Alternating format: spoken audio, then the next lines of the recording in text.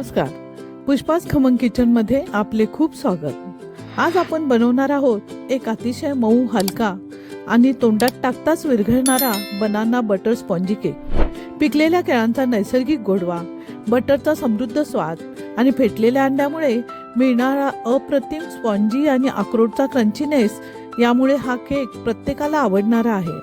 चहा सोबत, मुलांच्या टिफिनसाठी, खास पाहुण्यांसाठी हा केक एकदम परफेक्ट आहे. चला तर बनवूया. यासाठी लागणाऱ्या साहित्याची यादी सोबत दिली आहे.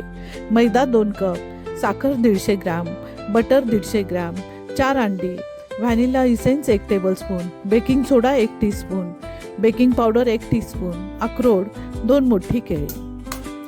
एका मोठ्या बाउलमध्ये अंडी फोडून घेऊ. ही अंडी इलेक्ट्रिकल बीटरच्या साहाय्याने फेटणार आहोत. त्यासाठी बाउल थोडा खोलगट आकाराचा घ्यायचा आहे. केळी छान पिकलेली बघूनच घ्यायची. जेवढी जास्त पिकलेली केळी असतील तेवढा केकला गोडवा जास्त येतो. इथे मी घेतलेली केळी जास्तच मोठी आहेत. जर छोटी केळी असतील तर 4 घेतली तरी चालतील. ही 2 केळी सोलून स्मॅशरच्या साहाय्याने स्मॅश करून घ्यायची. या प्रक्रियेमुळे केकला अतिरिक्त ओलावा मिळतो आणि त्याचा पोत अधिक मऊ आणि स्पॉन्जी होतो.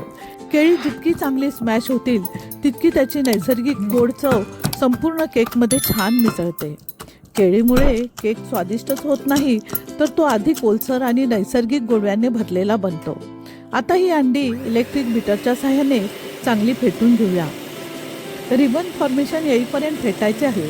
हे मिश्रण हलक्या रंगाचे दुप्पट फुललेले आणि रिबन फॉर्मेशन येईपर्यंत फेटणे खूप महत्त्वाचे आहे. अंडी योग्य प्रकारे फेटल्यामुळे केक आतून मऊ, हलका आणि जाळीसारखा फुललेला तयार होतो. आता यामध्ये व्हॅनिला इसेन्स घालून घेऊया, ज्यामुळे केकला एक खूप छान सुगंध येतो.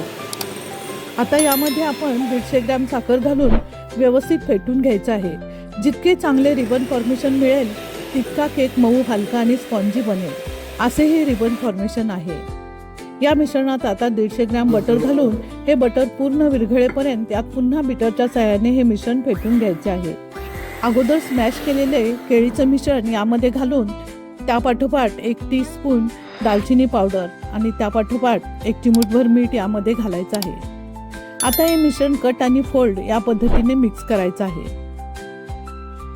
एका प्लेटमध्ये 2 कप मैद्याच्या चाळणीने चाळून घ्यायचा आहे. चाळत असताना यामध्ये बेकिंग पावडर आणि बेकिंग सोडा घालून चाळून घ्यायचा आहे. मैदा चाळल्यामुळे यातील गुठळ्या तुटतात आणि मैदा अधिक हलका व मोकळा होतो. तसेच बेकिंग पावडर आणि बेकिंग सोडा या मैद्यामध्ये समप्रमाणात मिसळले जातात.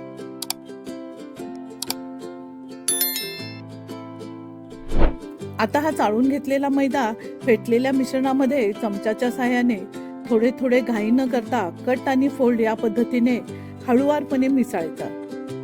घरगुती केक मध्ये वापरलेले सर्व पदार्थ उत्तम प्रतीचे असतात.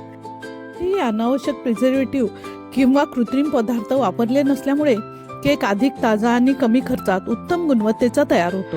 आता यामध्ये अक्रोडचे तुकडे घालून हे सर्व पुन्हा एकजीव करायचे. आता आपला ओव्हन 180 डिग्री सेल्सिअसला प्रीहीट करायला ठेवूया. बटर पेपर लावलेल्या केकच्या भांड्यामध्ये हे मिश्रण हळूवारपणे ओतायचे. पीक घेऊन या बॅटरमध्ये घुसवून ती क्लॉकवाईज आणि अँटी क्लॉकवाईज व्हिडिओमध्ये दाखवल्याप्रमाणे फिरवायचे. यामुळे हे बॅटर सर्व भागामध्ये समप्रमाणात पसरते. इथे आपण 5 कप केक घेतले आहेत. यामध्ये सुद्धा हे बॅटर घालूया. या कप केकवर सजवण्यासाठी थोडे चॉकलेट चिप्स आणि स्प्रिंकल्स घालूया. लहान मुलांना त्याचे खूप आकर्षण असते. आता हे केक 180 डिग्री सेंटीग्रेडला प्रीहीट केलेल्या ओव्हनमध्ये हे दोन्ही म्हणजे केकच्या भांड्यातील आणि कपकेक 40 मिनिटे बेक करायला ठेवायचे आहे. केक भाजताना केकचा खूप सुंदर सुवास येतो. 40 मिनिटांनंतर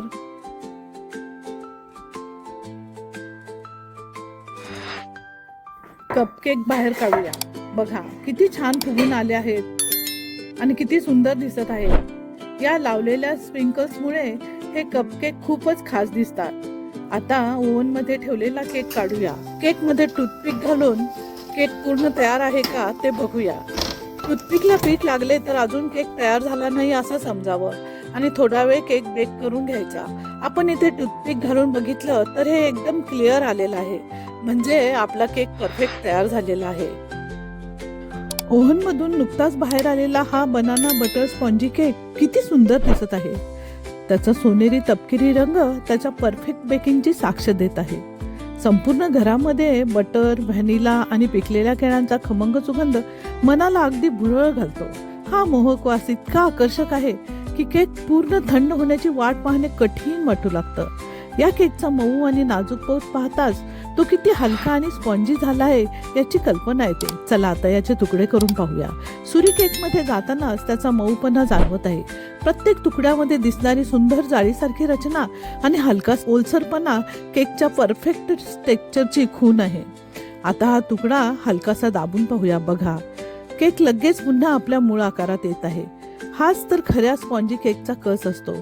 या आणि अशा गोड चविष्ट रेसिपी पाहण्यासाठी पुष्पास खमंग किचनला लाईक, शेअर, सबस्क्राईब नक्की करा. धन्यवाद.